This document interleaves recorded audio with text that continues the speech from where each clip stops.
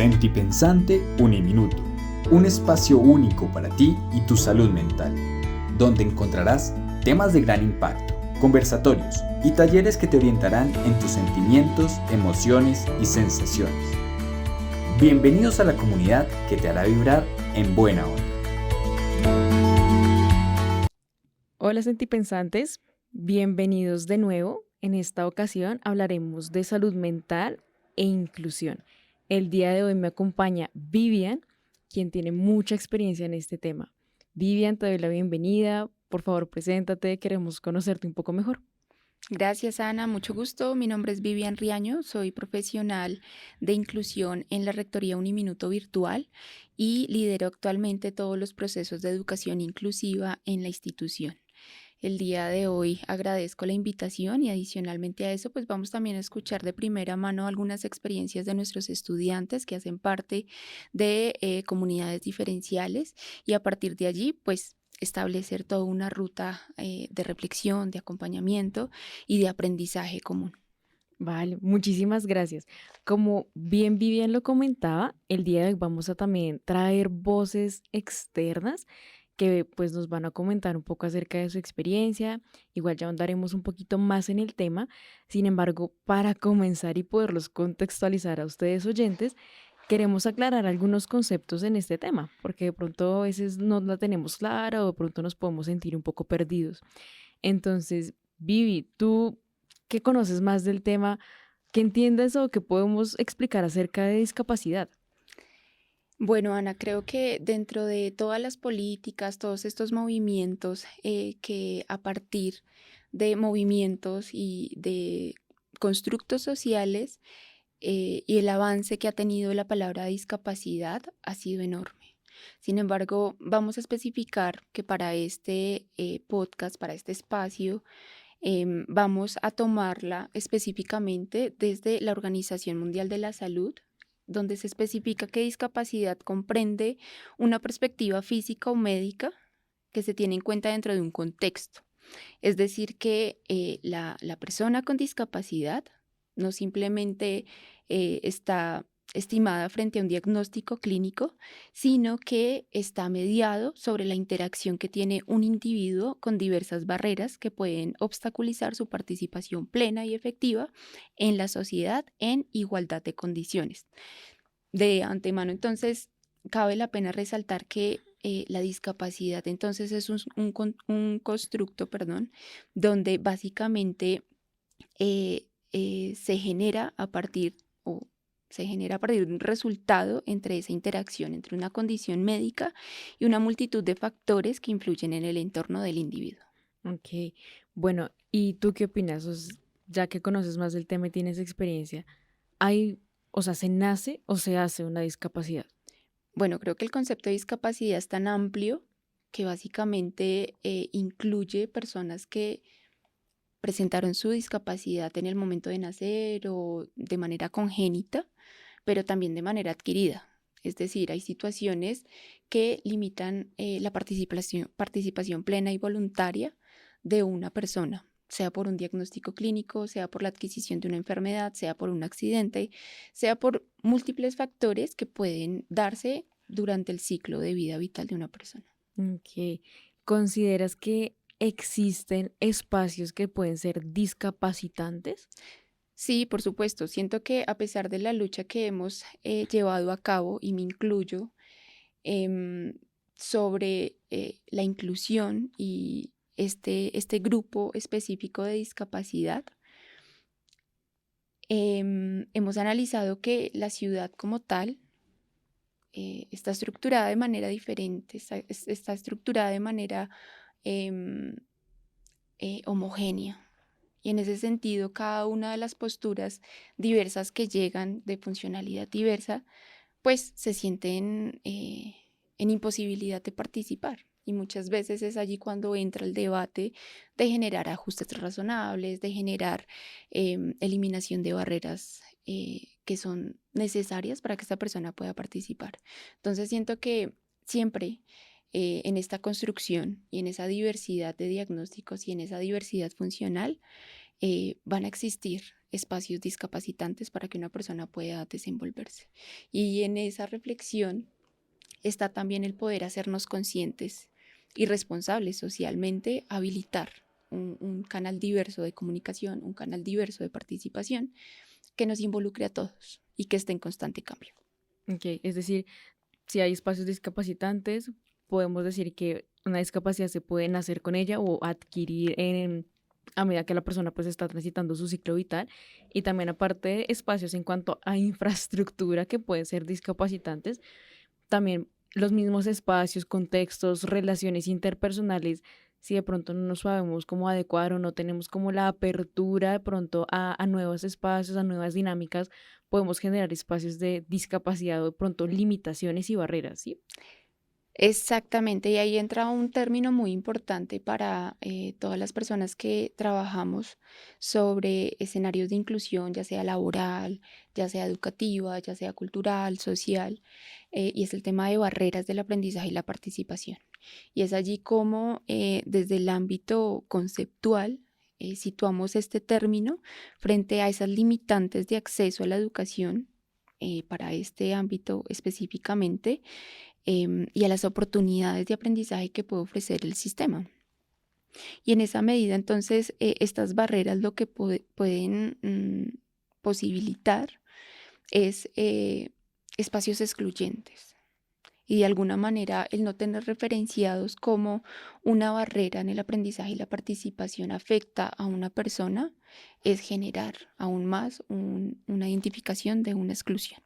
Entonces, a pesar de que se ha venido consolidando de manera diversa la concepción de la inclusión para que todos podamos estar en un mismo escenario y participar oportunamente, las barreras se encuentran siempre. Siempre estamos en constante identificación, siempre estamos en constante reconstrucción social, porque los diagnósticos y la diversidad no puede volvernos a unificar en una sola solución. Entonces, en esa medida, encontramos diferentes barreras, entre ellas las actitudinales. Y siento que es una de las barreras más complicadas para poder entrar a una sociedad que está con un pensamiento homogéneo.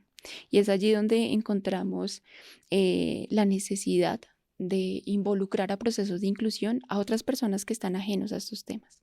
Y es donde sentimos la necesidad de tener una responsabilidad social para eliminar este tipo de barreras, todo este tipo de sentimientos de apatía, de rechazo y hasta la indiferencia, que muchas veces pensamos que el callar es no excluir. Y definitivamente la indiferencia hace parte de una cadena de exclusión que ha sido justificada históricamente. Y en esa medida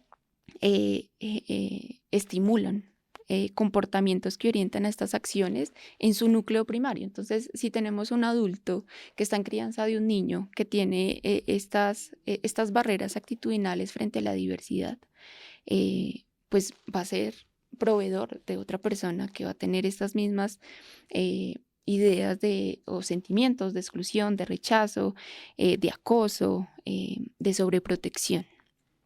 Entre otras, también tenemos barreras ideológicas, donde se manifiestan estos puntos de vista que infieren en sus creencias. Y es allí donde los colectivos se sustentan bajo la ignorancia, bajo el desconocimiento, bajo prejuicios. Entonces, también tenemos otra forma de exclusión y es refugiarnos en la ignorancia para no aportar, para no cambiar. Ok. Y pues más que todo veo, o sea, escuchándote a ti, que las barreras ideológicas y las actitudinales pues van de la mano, ¿no? Es como el no actúo, prefiero no hacer nada, como para no meter en problemas o porque no sé cómo actuar, o sea, literalmente como dicen por ahí, que calla otorga. Y también pues me quedo como pues desde la ignorancia, desde pues prefiero no saber, porque si al fin y al cabo de pronto no me ha tocado vivir esa realidad de no tengo un amigo, un conocido o un familiar que tenga estas condiciones, estas características, pues ¿para qué? ¿Sí? Sí, y adicionalmente a eso es cobijarnos en ideologías comunes. Entonces es pensar que la responsabilidad no cabe en mí porque no estoy de frente a una realidad que no me corresponde, pero que al final tampoco tengo una postura clara frente a lo que es o no es. Entonces es ese tipo de discriminación que no es directa, pero que de alguna manera causa un efecto negativo para las personas que así lo poseen. Y esto entonces engloba a un concepto mucho más grande que son todas esas barreras culturales, porque de alguna manera cada uno de nosotros somos el resultado de una cultura, de un espacio de aprendizaje, un espacio de participación social y que de alguna manera em, intentamos participar de ella y encajar en ella. Entonces, las dos tipologías que te mencioné, pues englosan un término cultural, porque somos el resultado de ellos, pero no nos podemos justificar en ello. Ujú. El hecho de que yo sea resultado de una cultura que no me enseñó a ver la diversidad, que no me enseñó a acercarme a la diversidad y a la diferencia, no me justifica para no hacerlo ahora, Exacto. para no empezar a hacerlo. O sea, es como ser el padre también y decir, voy a romper de pronto este patrón conductual que me han venido enseñando y decir, ¿por qué no puedo ser la diferencia? ¿Por qué no puedo aprender? Así no haga parte directa de mi realidad. No puedo estar negado que de pronto en algún momento puede ser parte o puedo ser partícipe de esto y también puedo conocer para poder fomentar de pronto ya la otra cara de la moneda que sería la inclusión y espacios incluyentes. Exactamente, pero pues eso es tan complejo, Ana, que muchas veces em, se tienen que hacer políticas para decirle a la gente qué debería o qué no debería hacer. Y tenemos ejemplos muy sencillos dentro de la Constitución que uno dice, es obvio que yo no haría eso. Y aún así hay una ley que lo dice. Y por eso mismo desde el Estado se promueven la fundamentación de políticas públicas que soportan cambios culturales. Y ahí es donde también hay muchos aportes de estos colectivos, de estas comunidades, para poder incentivar la promoción de políticas y eliminar otra barrera que es a nivel gubernamental y es el desconocimiento de leyes que respalden y reivindiquen los derechos de estas personas que históricamente han sido segregadas, que históricamente han sido excluidas de una sociedad. Ok. ¿Tú consideras que aunque existen esas políticas públicas, esas leyes realmente se aplican? Porque a veces ocurre que en el papel se ven divinas y uno dice, wow, increíble. O a veces dicen, es que existen, pero pues realmente como dicen por ahí, del dicho al hecho, mucho trecho, y que se apliquen, pues ahí hay que entrar a preguntar si realmente se aplican y si entran a ser efectivas y si realmente suplen la necesidad de una realidad. Bueno, siento que tocas un punto muy importante y es que las políticas dan unos lineamientos y dan un soporte frente a un comportamiento social. Sin embargo, pues es una construcción. Claramente una política no sale y al otro día todo es maravilloso. Y el responsable de hacer y construir y de hacer valer una política, pues somos nosotros como ciudadanos, que de alguna manera hacemos parte de una cultura y de una sociedad. Entonces hay, por ejemplo, una ley sobre accesibilidad web, por ejemplo, accesibilidad física, que es otra de las barreras que tenemos y son todas estas barreras físicas arquitectónicas que impiden que una persona se pueda movilizar. Y de hecho está en la Constitución, todos podemos y deberíamos podernos movilizar libre y voluntariamente. Y aún así, hay una constitución, hay una política y se sigue presentando barreras. Seguimos teniendo andenes, seguimos teniendo infraestructura que no tiene ningún soporte para brindar estos espacios. Seguimos construyendo, que es lo más difícil de creer, seguimos construyendo nuevos proyectos de vivienda, de educación, de escenarios culturales que no cumplen la normatividad.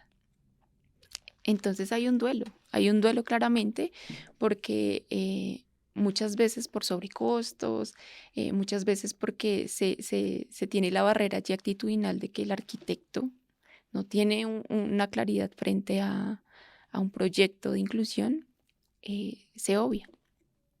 No, por Dios, sí, bastante. Es como la réplica de la réplica de la réplica cuando uno ve que todos los edificios se parecen. Exacto.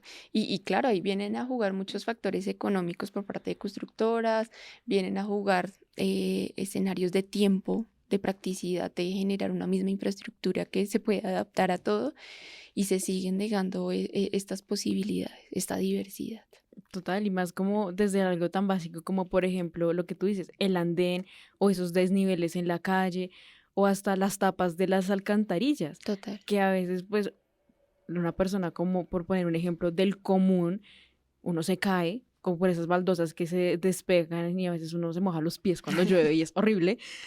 Si uno le pasa eso y a veces dice que de pronto no puede contar, no sé, como con todas las herramientas como para poder evitar eso, pues ponerse en los zapatos desde la empatía y la validación con una persona que de pronto no puede, o sea, ¿cómo le hace realmente si el mundo no está diseñado pues para eso? Exactamente, y siento que desde allí, pues claro, lo que te decía, la política cumple su rol frente a la protección de los derechos y las personas con discapacidad y empoderadas frente a su temática, pues van a hacer gestión interna para que de alguna manera cada uno de esos escenarios aperture la posibilidad de que esta persona pueda participar y que pueda generar escenarios de inclusión cultural y social. Sin embargo, sí son procesos y eh, es una realidad de cara a que esto es una lucha común. Es una lucha común y más si hablábamos al inicio de que una discapacidad en términos de barreras puede estar adquirida en cualquier momento. Es decir, en este momento yo estoy bien y muchas personas les sucede, sufren un accidente muy simple y hasta el usar una muleta es totalmente complejo en una ciudad que no está diseñada para transitar Co- cómodamente. Como por ejemplo el Transmilenio. Exactamente. Entonces, imagínate que en esta lucha, a pesar de que hay una directriz, un sistema de transporte masivo relativamente nuevo, que no cumpla con estos estándares y que no se obligue de alguna manera también al Estado a ser respondiente a esas necesidades, es grave, pero es una lucha común y es la invitación hoy. Las barreras siempre van a existir porque todos somos diferentes y en algún momento creemos solucionar algo y aparece algo más.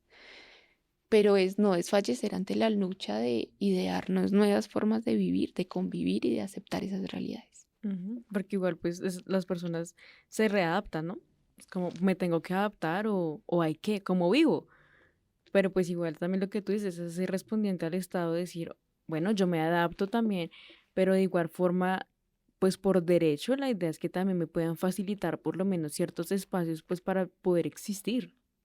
Total, y ahí viene como la última tipología de barreras y son las organizativas.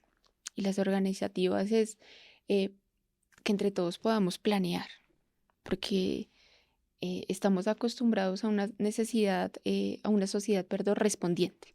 Es decir, identifiqué la necesidad hoy sin haber pensado antes que eso podría haber sucedido. Entonces, la implementación de todos estos proyectos a nivel educativo, a nivel social, a nivel de infraestructura, a nivel socioeconómico, a nivel social, debe pensarse bajo la diversidad, porque si no lo hacemos desde el inicio, nos seguimos volviendo en una sociedad responsiva, Ujú, en una solución inmediata y temporal aparte, porque ni siquiera exacto, son soluciones que puedan perdurar en el tiempo. total. De hecho, eso me hace pensar en un ejemplo un poco gracioso, que es, bueno, una analogía a lo que tú dices. Y es, por ejemplo, cuando antes, pues había más espacio en la ciudad y pues había más conjunto de casas, ¿no? Ahí como por poner un ejemplo de infraestructura. Y ponían determinada y decían como, bueno, por casa vamos a poner que, no sé, van a vivir de 4 a 5 personas, o mínimo 3 por casa. Y cada casa va a tener, no creo que todas las casas o todas las familias tengan el poder adquisitivo de tener un carro o una moto, entonces no pasa nada si designamos cierto espacio para parqueaderos, pero no hubo una proyección a futuro en donde de pronto iban a poder comprar un carro, una moto, y ahora es lo que vemos con esos conjuntos viejos de el sorteo de parqueaderos porque ya no hay espacio. Total, total. Y esto pasa en todos los escenarios. Ay, no, es o sea, es curiosa esa analogía, pero sí, realmente es como desde el prever, desde poderte proyectar hacia el futuro y qué pasaría, sí, realmente desde la cantidad de posibilidades y es, bueno, puede que ahorita no pase, pero en un futuro puede pasar que sí. Entonces es como también dejar la puerta abierta para poder buscar soluciones efectivas y que no funcionen solamente en el ahora y por un determinado tiempo, sino que realmente sean soluciones a largo plazo, porque si no, pues básicamente va a tocar cada cierto tiempo estar reactualizando y mirar, y es más que todo como un desgaste y también como de un ensayo y error, o sea, planearse y pensarse si realmente hay un análisis verdadero detrás de todo eso que garantice. Sí, y ahí viene a jugar también el hecho de hacer las cosas simples. Siento que muchas veces a nivel de programación web, a nivel de infraestructura, queremos que las cosas sean bonitas. Y a veces las cosas bonitas y diferentes no siempre son funcionales. Y siento que necesitamos hacer un alto en el camino y empezar a reinventarnos socialmente desde la funcionalidad. ¿Qué tan funcional es esto para cualquier persona? Porque no me sirve que sea bonito, necesito es que sea funcional. Claro. Entonces pasa mucho que hay páginas web divinas, pero es accesible, Ujú. cualquier persona la entiende, los lectores de pantalla funcionan allí. Entonces, ¿qué es más importante? Y en esa organización de prioridades es donde realmente está la planeación. ¿Qué va a ser importante para mí como empresa? ¿Qué va a ser importante para mí como ciudadano? ¿Que me parezca bonito o que todos podamos participar? Y creo que Exacto. desde allí es el punto inicial y clave para que esto realmente tenga una transformación y nos proyectemos realmente como una sociedad inclusiva e intercultural. Creo que, bueno, sí, tacho. Corte. Te faltó el de pedagogía. Pero si quieres, tomémoslo más allá, porque es muy desde la parte de educación. Sí, porque pues como estabas hablando de las barreras, pensé que de pronto, como, y por último, también no olvidemos como, o sea, la barrera pedagógica es tal y tal, y ya si algo ¿Lo retomamos? la retomo, sí. Ah, bueno, entonces espérame.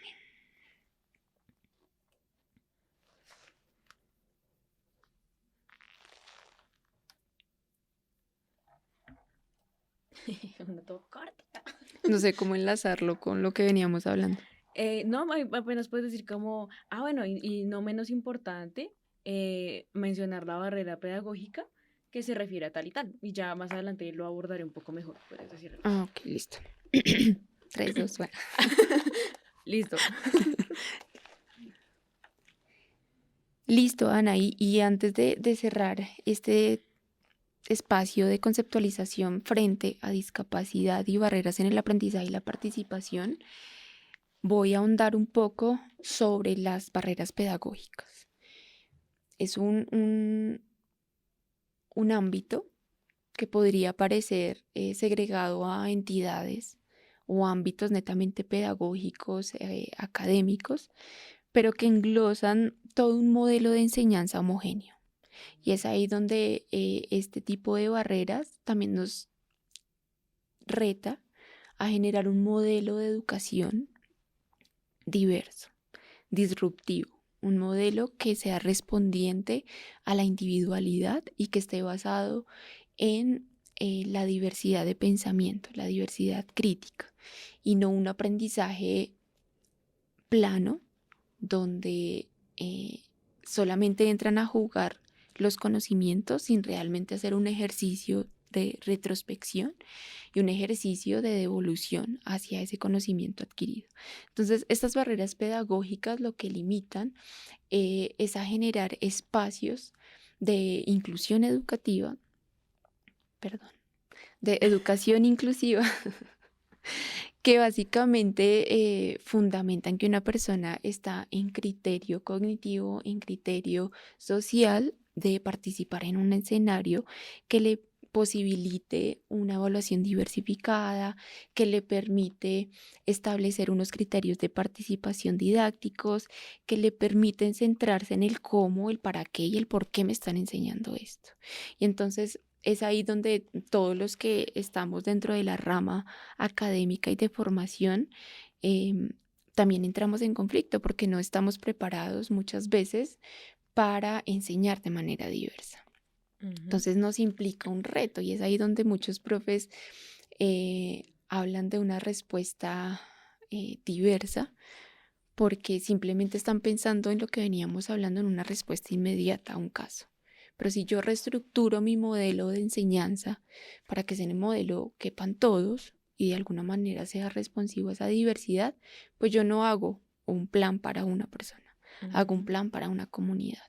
Y si yo empiezo a diseñar bajo un modelo universal en el aprendizaje, pues voy a comprender que tengo unos parámetros y unos criterios que me van a facilitar que esa comunicación entre un estudiante y un docente pues sea efectiva y realmente cumpla unos objetivos de aprendizaje independientemente del cómo. Ok. No, y eso que mencionas también me parece muy importante porque también es como estudiantes que sucede y es que a uno le enseñan como el mismo método de aprender a todo el mundo, ¿sí?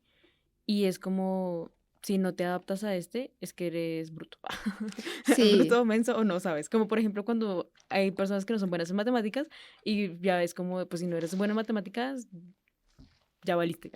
sí, y además es que eso tiene una connotación tan grande en el ser humano que muchas veces una persona sueña con ser ingeniero, pero si tuvo un profesor que en algún momento le dijo que estaba cerrado, va Ujú. a estar cerrado. Exacto, o como no puede y demás.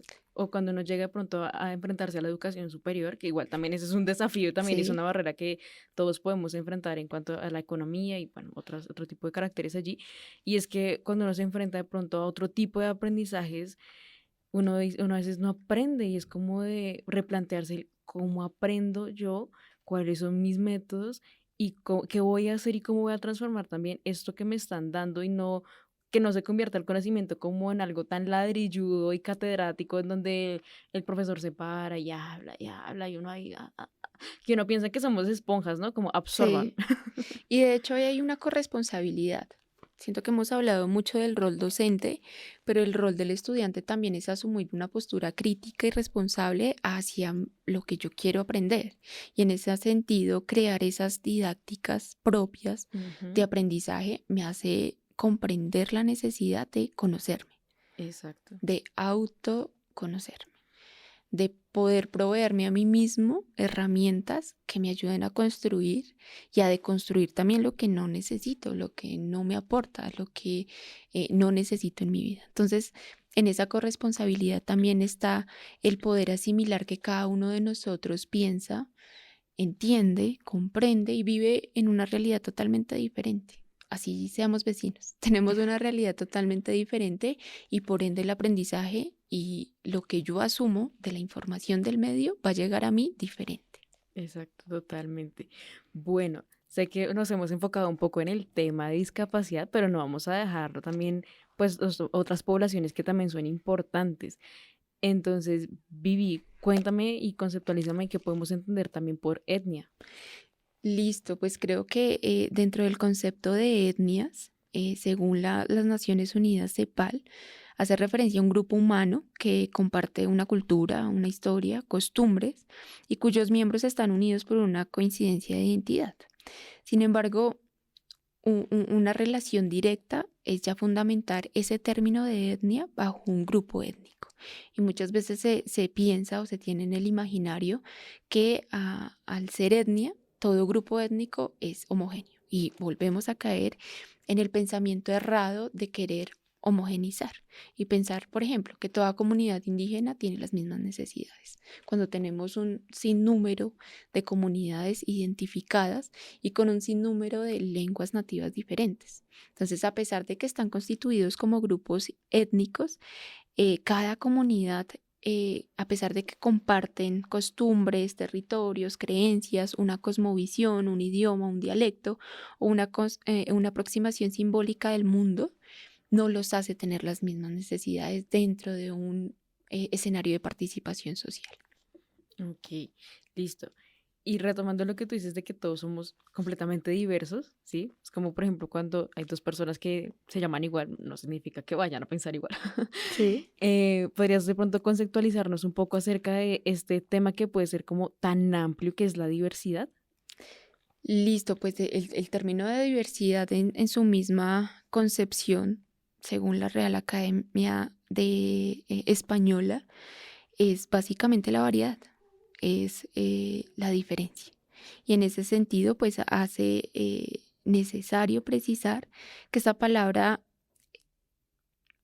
hace referencia a una abundancia, a una gran cantidad de cosas distintas y se puede utilizar en diferentes contextos, pero específicamente en este, pues va a ser un concepto utilizado bajo la necesidad inherente que tiene el ser humano de poder ser, de poder vivir, de poder crecer y fundamentarse en el ser. Y en esa medida, pues cada uno de nosotros va a tener ciertas características que te constituyen a ti como Ana María, a mí como Vivian, y que de alguna manera vamos a tener términos comunes, porque compartimos posiblemente una misma institución de trabajo, un mismo género, un mismo lenguaje, pero aún así nos constituimos desde la diversidad. Y es ese fundamento que te hace a ti, Ana María, que me hace a mí, Vivian, y que tenemos también la libertad de poder cambiarla, porque todos estamos en un constante aprendizaje, ¿verdad? Y cuando nos hacemos conscientes de ello, también sé que en algún momento podría dejar de pensar de la manera que lo hago en este momento, y no significa que voy a dejar de ser yo, sino que en mi constante aprendizaje he aprendido del contexto, del medio, y que me hace ser diferente a otra persona. Totalmente de acuerdo.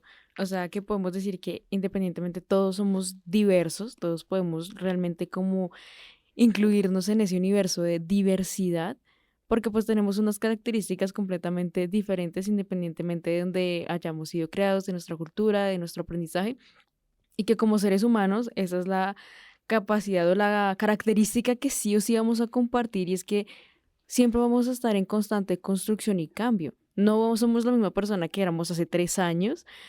Probablemente no tengamos el mismo pensamiento, la misma idea o la misma creencia que teníamos hace tiempo. Pueden que algunas se mantengan, porque pues también van a ser rasgos de personalidad, cosas como el carácter, el temperamento y demás. Sin embargo, podemos cambiar y crecer, ¿sí? No podemos, o sea, tendremos cosas de pronto de nuestro pasado que se mantendrán, pero no todo siempre es así, no siempre vamos a estar como en una constante. Qué interesante. Exacto, y hace parte también de este escenario de inclusión el poder construirnos desde la diversidad, desde el respeto a la diferencia. Y es lo que a veces nos cuesta, porque todos nuestros modelos, y hablo de ciertas generaciones hacia atrás, que era un tema tabú, no hablar de diversidad, no hablar de discapacidad, no hablar de etnias, costumbres, y todo bajo, o sea, a ser responsivos a esa cultura, porque no se podía hablar de eso, no podíamos opinar al respecto.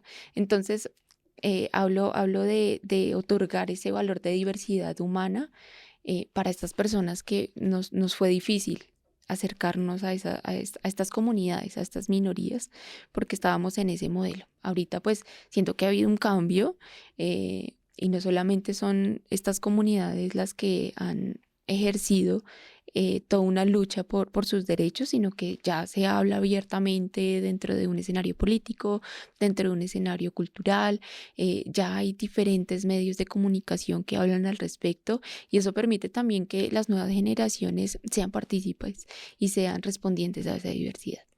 No, genial, genial, genial.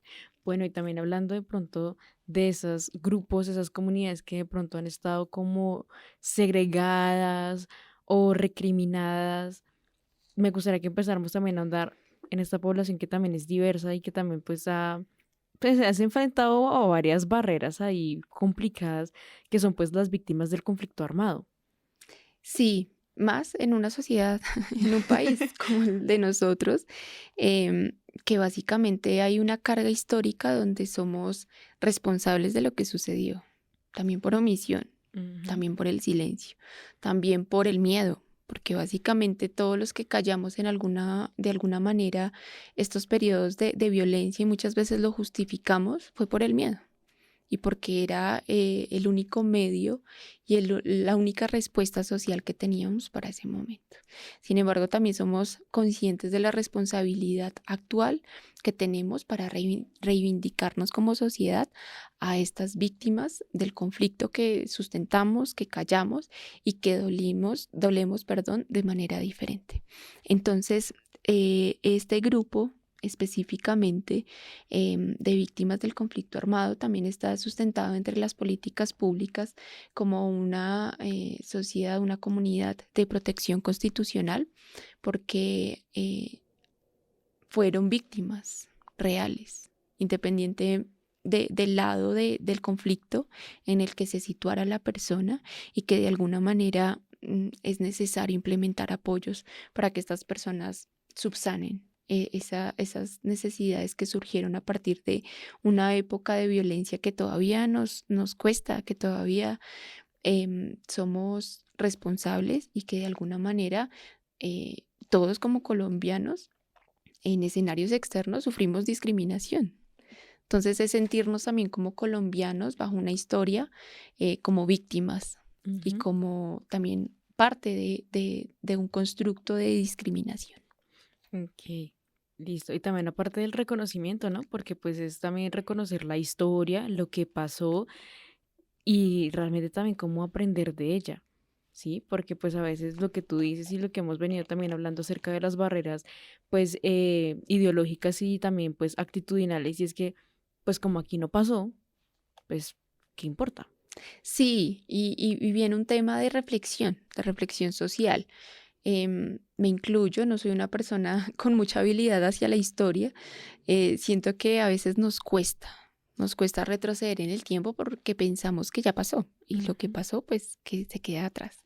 Pero básicamente dentro de esos procesos de reconocernos socialmente e históricamente es asumir una postura crítica y una postura de cambio que no nos permita volver a lo que ya hemos superado, que todavía hay que cambiar claramente. Claramente estamos en total construcción humano y social y que tenemos que cambiar, pero desconocerlo hace que volvamos a repetir ciertos errores, eh, neguemos la existencia de errores que nos han costado a nivel social y de comunidad, pero que básicamente la implementación de políticas, de escenarios, de reflexión, de escenarios educativos que promuevan el reconocimiento de las víctimas, hace que de alguna manera podamos retomar esa historia de manera propositiva y no de manera negativa frente a un discurso de revictimización. ujú. Eso también es muy, muy, muy importante, no a la revictimización y a la sección con daño. Bueno, también tenemos otra sección también muy, muy, muy importante y es que vamos a traer las voces de algunos participantes, de pues algunas personas que hacen parte de estas comunidades que Vivi pues muy amablemente conceptualizó. Entonces me voy a permitir leer algunas de las preguntas que estas personas respondieron, porque realmente son muy, muy, muy importantes y ya luego Vivi nos contará un poquito más acerca de quiénes son, pero muy, muy, muy a grosso modo también como para, no sé, mantener como de pronto la incógnita, el anonimato, Total. de pronto como generar un poco más de esa Expectativa. curiosidad, expectativa y también Sí. que ustedes como oyentes al escuchar a estas personas y sus respuestas puedan de pronto familiarizarse o ubicarse en su historia más allá de solamente la narrativa, sin decir como, es que es pues porque se llamó así, o porque tiene tal edad, o porque se encuentra en tal, fue por eso, no, sino es su historia de vida y podernos también situar desde los zapatos, desde de pronto su perspectiva y su situación y entenderle un poco mejor desde la metaobservación. Entonces, bueno, vamos a tener pues también participantes que pues tienen una discapacidad, también que pertenecen pues a algún grupo étnico y pues que han sido víctimas del conflicto armado. Entonces, bueno, las preguntas que se realizaron a las personas con discapacidad es básicamente les preguntamos, bueno, ¿cómo llega el término discapacidad para ti y para tu familia? También, ¿cuál ha sido la situación más difícil que has tenido que enfrentar por tu discapacidad? ¿Cómo enfrentas los mitos, las creencias, las barreras que tienen las personas cuando se les habla de discapacidad o cómo tratan a una persona con discapacidad? Aquí aclarando que, pues claro, no nacemos aprendidos, pero pues podemos aprender y también podemos saber y dejarnos también orientar, ser como un poco, no sé, tener esa apertura, decir, bueno, ¿cómo le voy a hacer, no? Por otro lado, si han tenido algún tipo de sobreprotección por parte de su familia, amigos o colegas en general, debido pues a su discapacidad. Y también si de pronto con base a eso sienten algún límite a su propósito, a su proyecto de vida, a algún objetivo o a sobre básicamente lo que les gustaría hacer. También pues desde la parte étnica, pues también estas personas han enfrentado barreras y queremos saber si eso ha afectado su salud mental, porque pues cuando uno tiene una barrera, porque hay barreras que a veces uno se pone, hay que también ser bastante conscientes en eso, que a veces uno es también su propio enemigo, El su límite. propia piedra en el zapato. Sin embargo, pues hay barreras que uno no puede controlar, ¿sí? Como las que a veces hablamos de infraestructura. No es como que uno diga, pues me voy a comprar un edificio y lo voy a armar como yo quiero. Pues como que tampoco es así de fácil. También pues cómo se enfrentan o superan estas pues emociones, este tipo de situaciones, ¿no? Porque pues igual también es el tema de la resiliencia, que pues vamos a hablar también un poco más de ella en un ratito, porque también es como de cuando dicen como de, es que el que está mal está así porque quiere. Y pues no, porque todos los tiempos y ritmos de una persona y los procesos son diferentes. Y aunque estemos, lo que decía Viviana, aunque estén en el mismo grupo, aunque de pronto tengan la misma discapacidad o aunque hayan de pronto por cosas de la vida estado en el mismo territorio o en el mismo contexto, sus procesos y su historia de vida son completamente diferentes, porque es como esa persona lo vive, lo retrata y lo recuerda. Y también como esos procesos a veces de resignificación. Entonces, también preguntarles cómo es que lo enfrentan, de pronto si adquirieron alguna herramienta o cómo fue que pues le hicieron para superar esa situación que en ese momento fue difícil. También conocer desde los grupos étnicos pues su visión del mundo, su perspectiva, esa cosmovisión y desde la parte del autocuidado, cómo cuiden y fortalecen su salud mental, porque también depende de las creencias que uno tenga, pues de pronto uno también cómo se cuida, cómo se halla en ese espacio y cómo de pronto uno también fomenta ese cuidar de sí mismo. También el choque cultural, ¿no? Porque pues igual cómo es, cómo sería, ¿sí? Si llevó algo de desequilibrio emocional, porque no es lo mismo pues una persona que es criada bajo este marco cultural, que se desenvuelve en este contexto y que siempre está allí, a alguien que tiene estas creencias, pues como por familia y demás, porque igual pues cada familia también tiene como sus propias creencias, sus propios principios y valores, como también esas pautas de crianza, y se enfrenta a un mundo completamente como desde la puerta para afuera, a un mundo completamente diferente como a una persona que le tocó desde el principio vivir aparte y de pronto, no sé, su grupo étnico está como súper alejado y él está en otra parte y es como de pertenezco, no pertenezco, quién soy, ¿sí? Y también como la construcción del yo, que eso es algo que pues todos los seres humanos vivimos y que a veces también causa esas crisis existenciales de ¿y ahora quién soy? ¿Qué hago? ¿Qué hago con mi vida? También en la parte de la interculturalidad se le pregunta acerca del sentido de pertenencia, en el cambio de costumbres, de adquirir algo nuevo, de pronto como ponerle aquí un poco el toque dramático, si sintieron esa traición, así de deshonra, desgracia, no mentiras, pero si sintieron de pronto esto, pues de pronto al querer experimentar o darse la oportunidad de conocer de pronto cosas que son muy ajenas a su creencia o a cosas que son como muy ligadas a su grupo, ¿sí? Así como cuando de pronto uno llega con una idea diferente a la casa y la mamá le dice a uno, ¿y usted dónde sacó eso? Esto no se enseñó acá. Eso no, yo no le enseñé eso. Bueno, y también con las víctimas de conflicto armado, que es aquí pues un tema bastante interesante, porque pues igual se sigue viviendo violencia y por más que quisiéramos, pues Colombia es Ujú. un país violento, Sí. por más que pues en los territorios rurales se ve más, o sea, como más de forma directa la violencia, pues en la parte de la ciudad también, hasta en la forma en la que se cría un niño y se le castiga, entre Ujú. comillas el castigo. Yo Sí. personalmente desde mi postura no le voy a eso, pero pues también ahí se promueven otro tipo de cosas. Entonces a estas personas se les preguntó acerca también de sus barreras, porque pues es igual, pues son también de desplazamientos forzados, ¿sí? Como el poder acceder también a la educación, pues cómo le hicieron también y cómo fue para ellos es superar este reto y esta barrera. También pues cómo afecta su salud mental, porque pues vivir en una parte, en una situación, en un escenario donde cualquier cosa puede pasar Ujú. literalmente, a, no sé, y venir de pronto a otro espacio donde pues de pronto se pueden sentir entre comillas un poco más seguros, pero igual siguen con signos o síntomas de viví esto y de pronto, no sé, traer como ese miedo, cómo se resignifica, se hace una reivindicación también propia de eso, porque pues igual aunque el Estado tiene cierta responsabilidad en ello, pues aún se sigue trabajando pues en esos procesos de paz, ¿no? También pues cómo enfrentan o superan pues a nivel personal ese tipo de situaciones y pues también acá amablemente ellos se permitieron abrir acerca de, bueno, qué fue lo que les tocó vivir, cómo creen que esas situaciones y esas vivencias afectaron su salud mental, si actualmente pues también se ven y la sienten con la misma intensidad, de la misma magnitud, ¿sí? Porque igualmente también en un ejercicio de pronto también como de perdón personal, a lo mejor y no se olvida, ¿sí? Porque pues hace parte de su historia de vida y pues de algo que posiblemente llegó a marcarlos.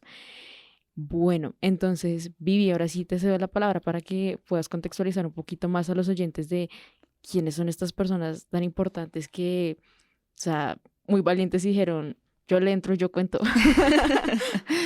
Bueno, pues todos ellos son estudiantes o egresados de Uniminuto que de alguna manera han transcurrido su proceso de formación con acompañamiento desde bienestar institucional en procesos de inclusión educativa, de educación inclusiva. Siempre los cambio. Y de alguna manera esa, esa alianza que les permitió Uniminuto sobre las estrategias de acompañamiento psicosocial, de acompañamiento económico, de acompañamiento académico, les posibilita entrar en la confianza de abrirse, en la confianza de comentarnos cosas que muchas veces no se dialogan porque nos han enseñado que eso no se pregunta Sí, o que no sabemos cómo preguntar. que eso es una falta de respeto. Exacto. Pero somos conscientes desde Uniminuto que conocer la vida de las personas hace ser a las personas y que darles voz a las personas nos compromete a darles una respuesta. Entonces, cuando aprendemos a escuchar la historia, más allá de verlos como estudiantes, más allá de verlos como un cliente dentro de un sistema educativo, es reconocerlo en su diversidad y ofrecerle apoyos, ofrecer esa respuesta diferencial que no solamente por normativa estamos dados a fundamentar para que pueda estar dentro de procesos de participación, de formación en educación superior, sino que además dentro de nuestra misionalidad institucional es corresponder a lo que Uniminuto fue implementado en sus inicios y era poder habilitar espacios de participación en educación superior en una época donde las comunidades no eran totalmente identificables y era posibilitar la educación superior a personas con diferentes características sociales que le impedían en ese momento poder participar. Entonces, desde allí, cada uno de ellos, libre y voluntariamente, han decidido dar respuesta a las preguntas que planteábamos desde el inicio, cuando ideábamos un podcast donde se hable la experiencia, porque pues yo básicamente podría hablar desde la conceptualización, que a veces es lo más fácil, aprendernos un término, de alguna manera responder bajo una ley, pero otra cosa es vivirlo. Ujú. Y es desde allí que queremos adentrarnos en realidades que desconocemos, bajo una postura individual, bajo una postura única, donde cada uno de ellos decide cómo enfrentó esa situación. Y poderla compartir es poder posibilitar a nuestros oyentes a generar reflexiones propias. Y de ahí que hemos decidido no identificarlos y de alguna manera contar a muy grandes rasgos, como lo decía Ana María, las condiciones de vida de cada uno de ellos y solicitarles a cada uno de ustedes que durante la escucha activa que tenemos de estas historias podamos hacer un análisis, una reflexión, una concienciación muy propia, porque sé que lo que vamos a escuchar lo vamos a tomar todos diferente, porque a cada uno nos llega la información de manera diferente. Entonces, hacer de este espacio de escucha activa algo reflexivo, pues va a hacer que hoy, al finalizar este podcast todos nos llevemos algo nuevo, que hoy todos tengamos el propósito de cambiar algo que estamos haciendo mal o de incentivarnos a construir una mejora o simplemente dejarles la dudita de acercarse a estas comunidades, de yo qué podría hacer desde mi rol o yo qué podría hacer desde mi profesión o desde mi labor diaria o simplemente yo, desde el yo, sin conocimiento, pero desde el motivador interno de quiero hacer algo. Entonces, vamos a tener estudiantes y egresados de diferentes programas en una edad comprendida entre los 25 y los 50 años, es decir, que vamos a tener experiencias diversas con una postura también de vida diferente, porque pues es diferente lo que yo pienso a mis 25 años a lo que yo ya viví y pude aprender a mis 50 años. Y vamos a tener un diagnóstico de discapacidad adquirido. Vamos a tener un diagnóstico clínico, que aquí voy a hacer una claridad, y es que sobre todo en el campo de la educación tenemos en cuenta diagnósticos crónicos, degenerativos o terminales, involucrados en esta categoría de inclusión como un escenario de acompañamiento, porque comprendemos que muchas veces estos diagnósticos clínicos llegan a perjudicar tanto a una persona a nivel emocional y a nivel de participación, que muchas veces la persona no se siente partícipe de una comunidad. Y es allí como, a pesar de que no es una discapacidad, como hablábamos al inicio, sí genera un escenario discapacitante para un diagnóstico clínico que muchas veces entra en angustia no solamente la persona, sino su contexto familiar, y adicionalmente a esto entra a jugar todo un papel de cómo voy a hacer para participar, para seguir viviendo, porque al final quedan otras estrategias de vida, quedan otras estrategias de afrontar una realidad. Y de alguna manera, sobre todo en este campo de discapacidad, y cuando son diagnósticos clínicos que llegan de momento, o una situación de discapacidad que llega de momento, es como yo necesito adquirir herramientas de autopercepción, de autorreconocimiento y de autocompasión. Porque muchas veces, pues todos nos tiramos duro entre nosotros y yo soy mi peor enemigo muchas veces. Entonces, ¿cómo hacer para que dentro de estas historias también cada uno de nosotros nos posicionemos en nuestra realidad y afrontemos una perspectiva de autocompasión? Yo que estoy transitando y cómo quiero vivir esa realidad que ya tengo que enfrentar.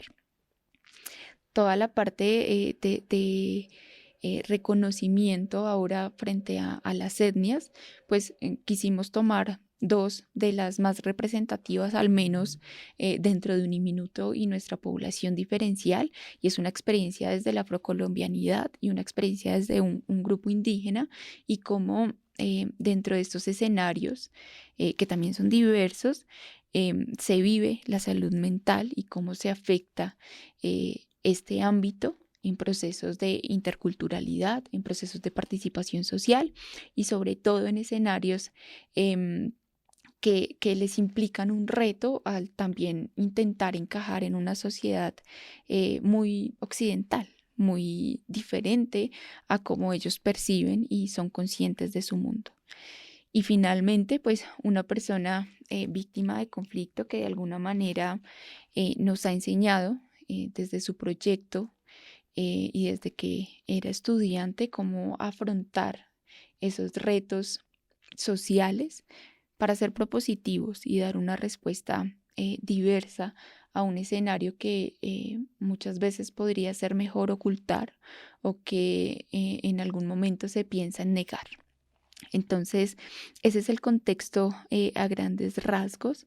Vamos a tener también una perspectiva diversa frente a género y orientación sexual, que de alguna manera también nos abre y nos expande un poco la idea de que las mujeres piensan así, los hombres piensan así, y una mujer no puede pensar así, sino que por el contrario, abrimos la posibilidad a que, independientemente de cómo te reconoces y cómo te identificas en tu género, puedas opinar desde tu experiencia y desde tu libre reconocimiento a tu vida, cómo nos puedes aportar a este desarrollo de un escenario de salud mental y procesos de inclusión social. Bueno, creo que nos hemos pasado un poquito del tiempo que teníamos y la idea no es que este episodio quede tan extenso. Por tanto, vamos a dejarlo hasta aquí. En el siguiente episodio van a conocer las respuestas de nuestros invitados. Vamos a tener algunas conclusiones a nivel general de esta temática tan importante y pues también algunas recomendaciones, ¿vale? Entonces, hasta un próximo episodio, Sentipensantes.